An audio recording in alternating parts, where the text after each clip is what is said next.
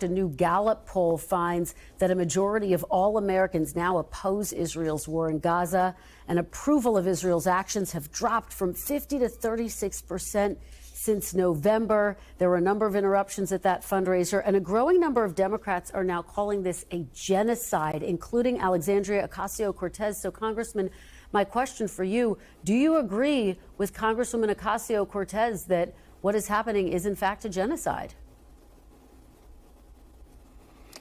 Well, I have not analyzed it to that extent, but I tell you this. What is happening is wrong, and we need to make it right. And that's what President Biden is trying to do, trying to make it right. And I would say that that poll showed much more of a dissatisfaction with Netanyahu than with the people of Israel. We stand with the people of Israel. We do not like the fact that this country's policy is a two-state solution. And Netanyahu has undermined that two-state solution for as long as he's been in office.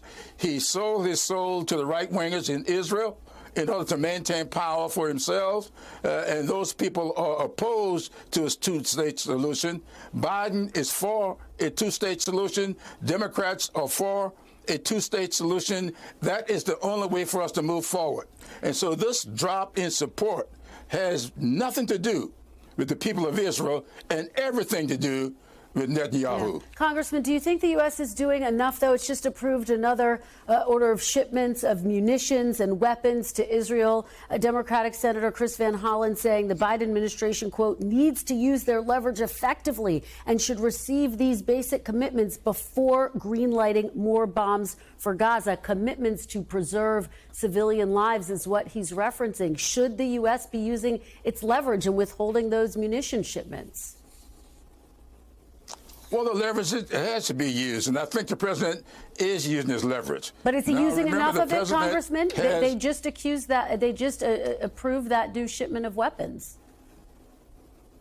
Well, the question is, what were the agreements made last year and the year before, and whether or not we are going to keep our word. We cannot go back on our word and expect for other people to keep theirs. So we have to keep our word. And so I have no idea what may be in these deals, what the president may be living up to, but the fact of the matter is we must not lose our integrity as a nation, and we've got to stand in support of Israel. Thanks for watching. Stay updated about breaking news and top stories on the NBC News app or follow us on social media.